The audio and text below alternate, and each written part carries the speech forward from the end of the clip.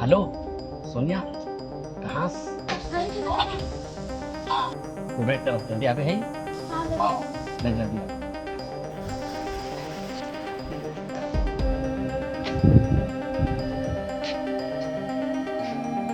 बताना सोनिया, कैसे इतना लेट हो गया? तो आया क्या बता मैं एक बात कहूँ तो। हाँ कहने के लिए मत करो, बात सुने बहुत तरसता हूँ रानी।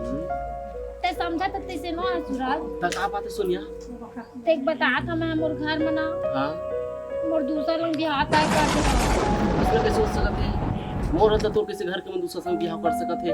तोर मोर बारे में जान रही अम्मा पापा मन ने ओकर वजह से दूसरा लोग शादी तय कर दे और आज के बाद के मुझे बुला दे सूरज। का बस सोनिया इतना दिन छोड़ का नहीं बताया, आज मुझे पता है कहाँ गए वो दिन। सोना बहुत दिन नहीं रहता हूँ, कहाँ गए वो दिन? सूरज तो कम से कोशिश करेगा ना, मैं अपना अम्मा पापा नहीं छोड़ता हूँ ना। नहीं सोनिया मैं तुमसे नहीं पूछ सकता, बहुत प्यार करता हूँ। नहीं सूरज आज के बाद के मुझे बुला दे।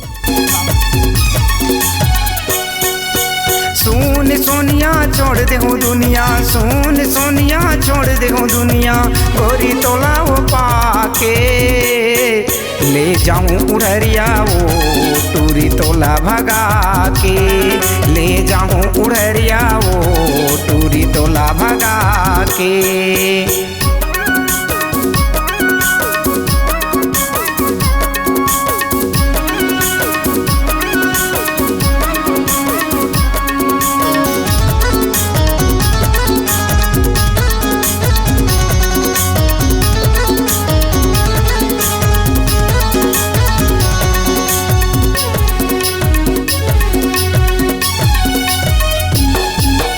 तोर हंसी औ मुस्काई आँखी मझुल थे रिंगना वो, जीव के मोर कल्पना होगे तोर माया के बंधना वो।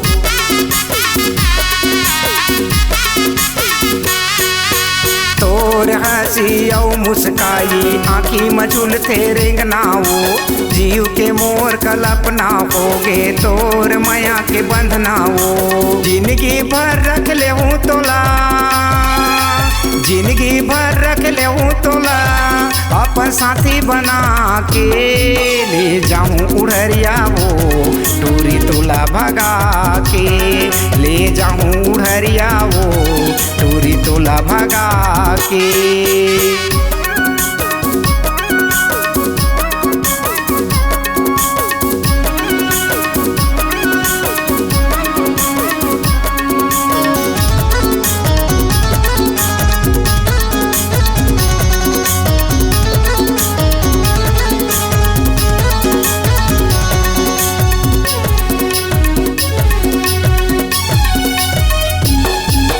गाँव बस्ती औ पारा मोहल्ला करत हवै जाली, जन्म जन्म के खवाली गिरिया नहीं मारा बोला बारी।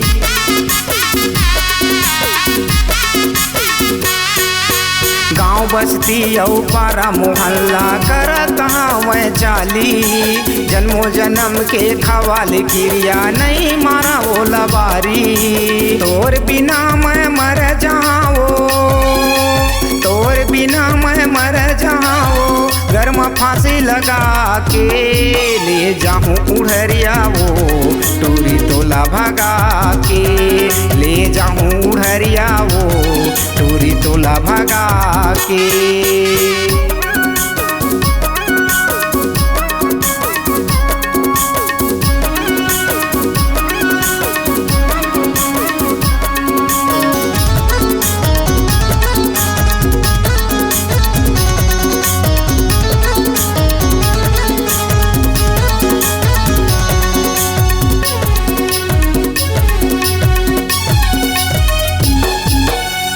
करी तोर दाई दादा, का करी तोर भाई वो, अरे भावर परा के रखे ले हूँ बना के अपन बाई वो।